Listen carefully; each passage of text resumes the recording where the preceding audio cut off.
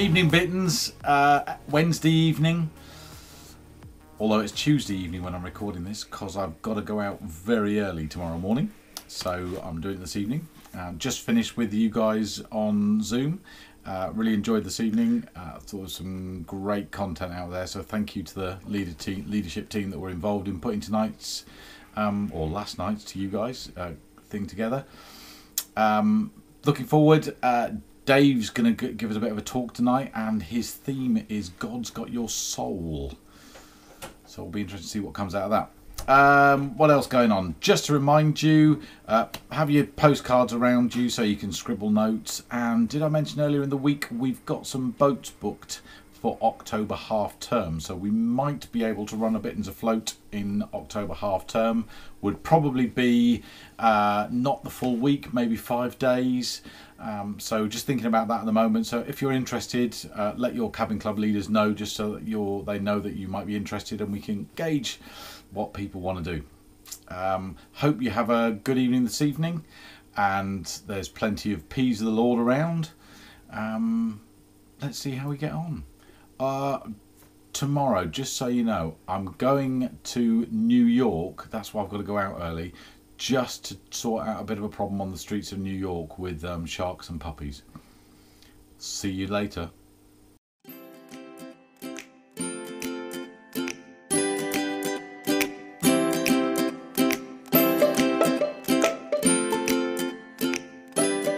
Hello, I'm Charlotte and Wine Skippers on Bittens Afloat, and today you're going to need your packs and some pens.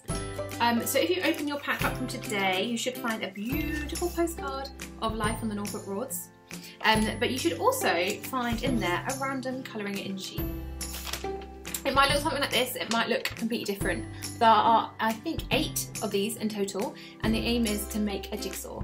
So all we need you to do today, whilst you're watching the video or later on, is colour this in.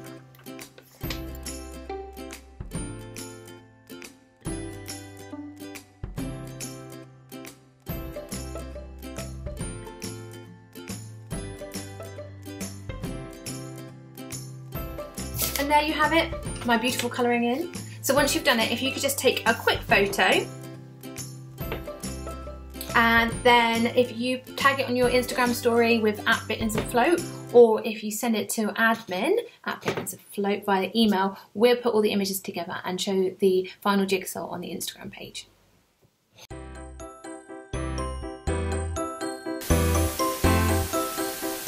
Every Sunday evening, I stick something up my nose and give it a wiggle. Now COVID's here, everyone does it. Does that make me a trendsetter?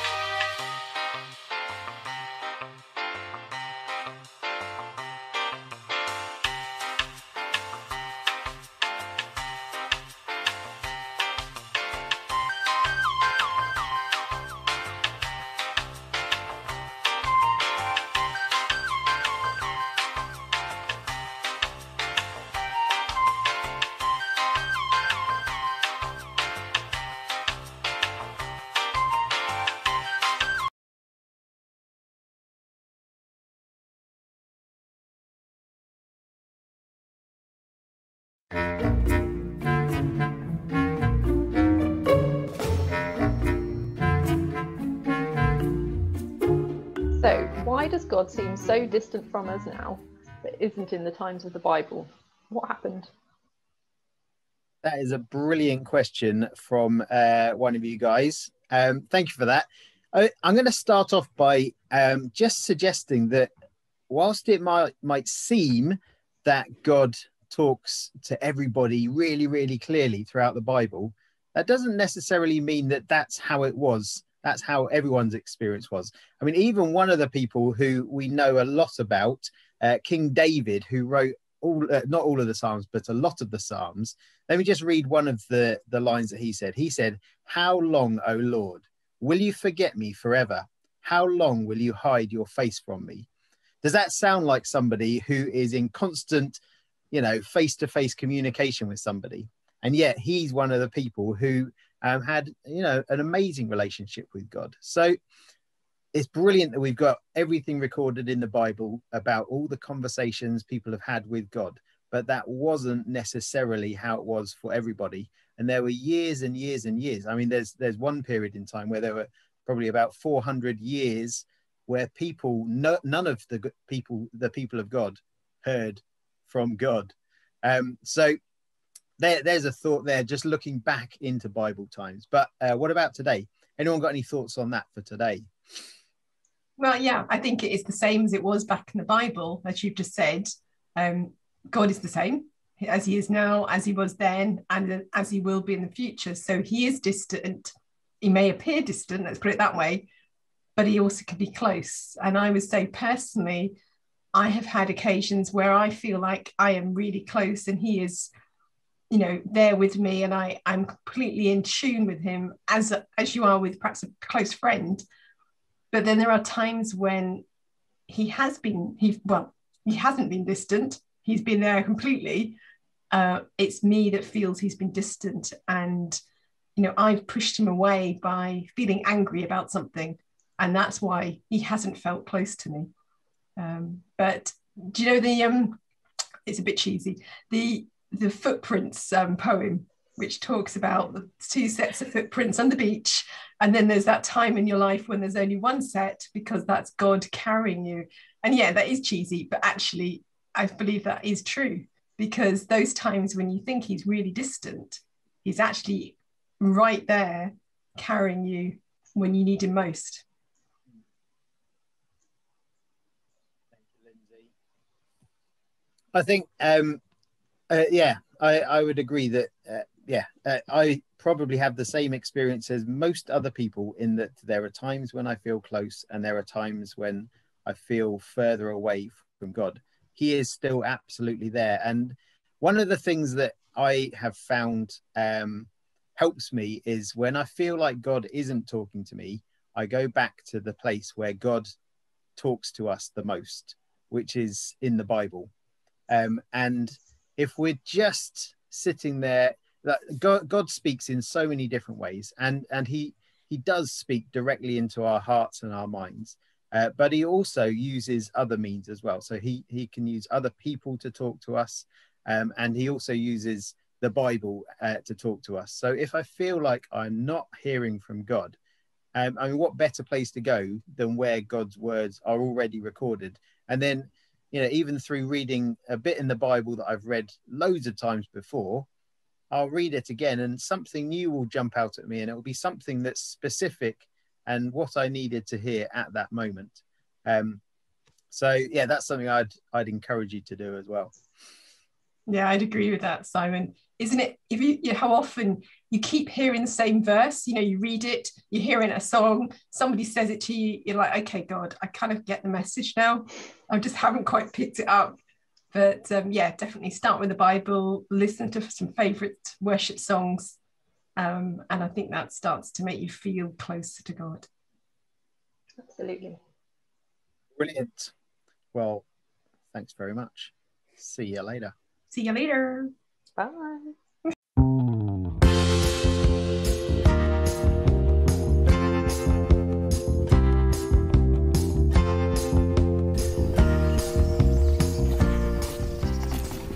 Today in Commie's Forepeak,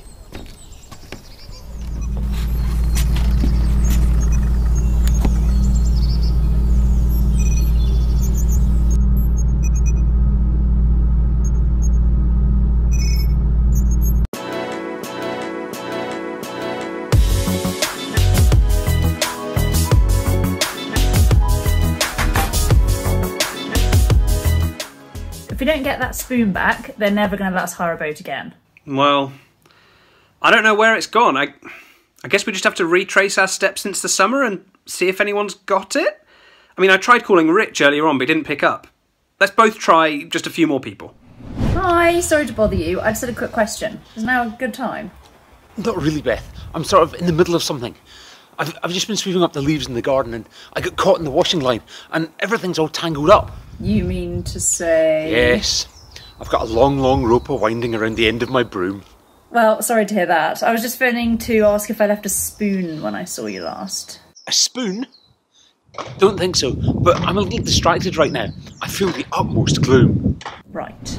John, got a question about a spoon. How's it going? Well, if you'd asked me 20 minutes ago, I'd have said I was great. Oh, why? What happened?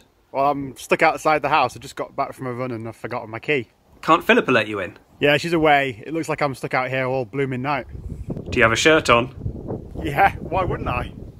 Oh, never mind, no reason. Anyway, what's that about a spoon? Well, it doesn't really feel that important now, but I wondered if I accidentally left a spoon at yours, so I'm trying to track one down. Yeah, sorry, can't help. Hi Charlotte, have you got a minute? Oh, hi Beth. Yeah, but just one. I'm walking down Old Kent Road. It's really noisy. Well, London is the place for us, I suppose. What? Are you honestly not doing this on purpose? Bev, what are you talking about? What did you call me for? Did I drop a spoon last time I saw you? A spoon? No. Phil, wonder if I could have a minute of your time. Yeah, sure thing. Hang on, sorry, just give us a minute. Someone's come into my garden and they're climbing all over my stuff. What? Who? Oh, it's some ancient war reenactors by the looks of it. Give us a minute, just give us a minute. Oi! Get off my barra. Don't go chucking those blooming spears at me. Sorry, is it a bad time? I was just wondering if I'd left a spoon with you. No, afraid not. You didn't leave anything. Please, Ezra, have a banana. Honestly, I'm just trying to get him to have different things. But he's not interested. He only wants... Let me guess. Premium tea? No, milk. Oh. Joe, how are you? Trying to catch a mouse. Trying to coax it out. I give up. I've tried everyone I can think of. Yeah, me too. I think we're just going to have to accept it. There is no spoon. We're going to have to figure out a way around it without the spoon, though. I don't want to leave Jack by himself for too much longer. Oh, Rich is finally getting back to me. One last try. Let's see if he knows. I'll conference him in. Yippity-yiddy-yada, yippity-yippity-yada, yippity-yiddy-yada, yippity-yada.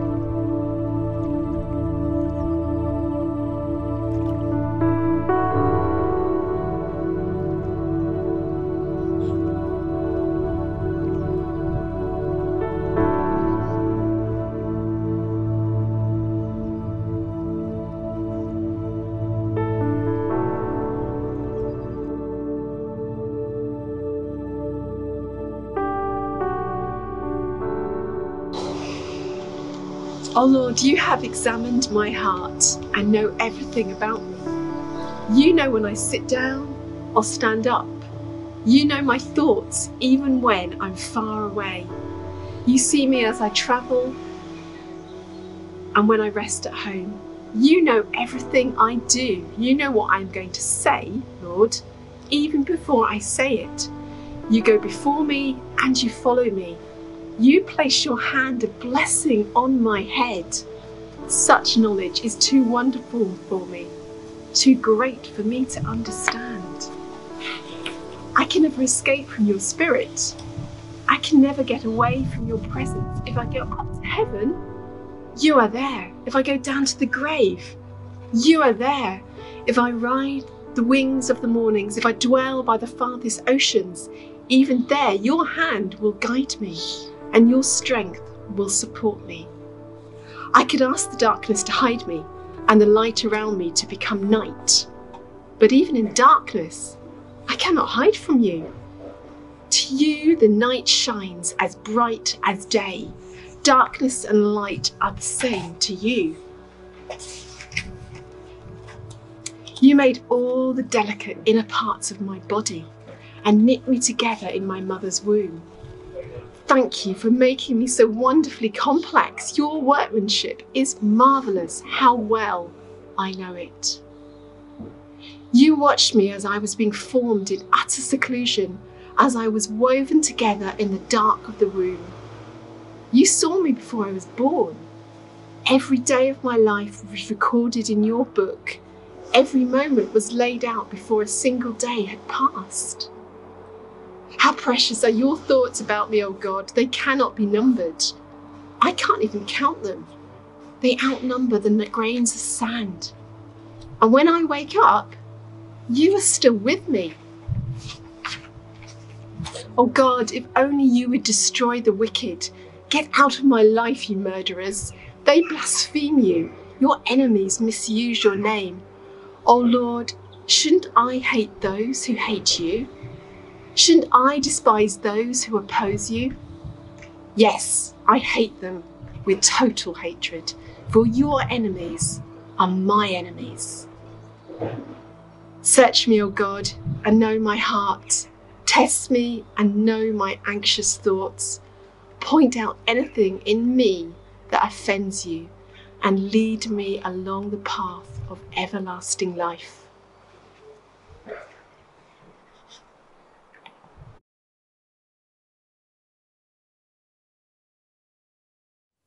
God's got your soul. He's got your soul, but what does that mean? Well, let's start with this. He knows you inside out. That psalm that Lindsay shared earlier on starts by talking about how God has searched David, who wrote it, and how God knows him perfectly. David says that wherever he goes, God will be there. If he goes to the highest place in the world, God will be there. If he goes to the lowest place in the ocean, God will be there. East, God will be there. West, God will be there. Everywhere David goes, God will see him and God goes with him. God knows him inside out. He says before he says anything, God will know what he's going to say. Because God knows him and because God is always with him and always sees him. That means God is with me right here, right now, while I'm speaking to you.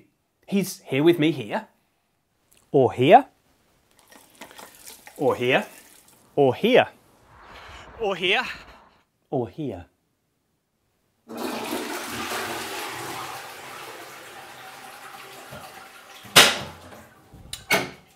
Or, well, you get the idea. And he's also with you, where you are, listening to this right now, and whatever it is you're going to do afterwards, and everywhere for the rest of your life. Now, David says in the psalm that God knows him perfectly because he's with him everywhere he goes, but also because God made him. And God made him perfectly, and God made him carefully. He says, I am fearfully and wonderfully made. God took care when he made him, and God took care when he made you. David says that God knit him together in his own mother's womb, that God was making him and carefully crafting him before he was even born. Now, David uses a phrase where he says that God made even his inmost parts. And this is where we come back to that idea of our soul. Our soul is our innermost being. It's not our physical body, it's not our mind, it's not our emotions. It is our spiritual being. It's the deepest part of us. It's the part of us that lasts forever. Beyond our bodies, which will fade away and will be given new ones, our soul will continue. Our soul is the part of us that connects us with God. Our soul is something that's given to humans and not to anything else. I have a soul, you have a soul.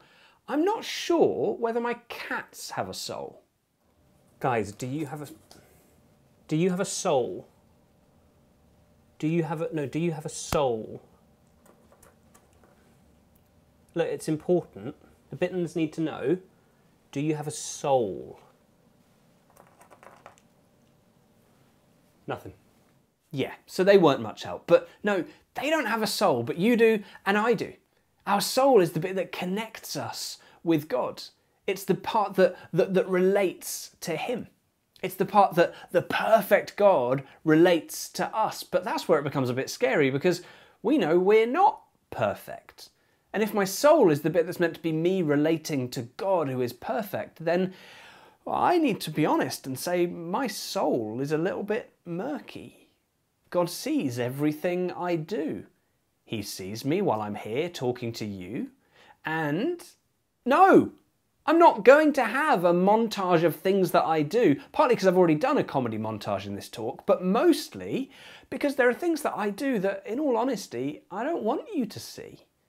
I'm sure there are things that you do that you don't really want me or other people to see. I'm not perfect. There are things that I do, there are things that I've done that I'm a little bit ashamed of. If there was going to be a montage of all the things that go through my head broadcast to you all, I probably wouldn't join on Zoom later on. I'd be a little bit embarrassed. That's true for all of us. We're not perfect. We get things wrong. We know we're not great all of the time. My soul, that part of me that connects to God, is muddy and murky and messy and messed up. I get stuff wrong. So where does that leave me with God? Does God still want my soul? Does He still want to relate to me? Well, at the end of the psalm, David says these words. He says, "Search me, God, and know me. Know my anxious thoughts. Know my inmost being. Correct me. Show me anything that's wrong with me so that I can live in your ways, which are everlasting." David's saying, I know I'm not right. God, show me how. I know I get things wrong. Lead me in better ways. See, not being perfect doesn't disqualify us. David wasn't perfect and he knew it. And he wrote a lot of stuff in the Bible. But we've just celebrated Easter, haven't we? And Easter is the place where we can be sure that God's got your soul. Because Easter is the place where God said, yeah, I know you've made a little bit of a mess of your soul. I know there are things that break our relationship. I know there are things that you've done and that you keep doing that aren't good. And they do break down something of our relationship. I'm perfect and you're not.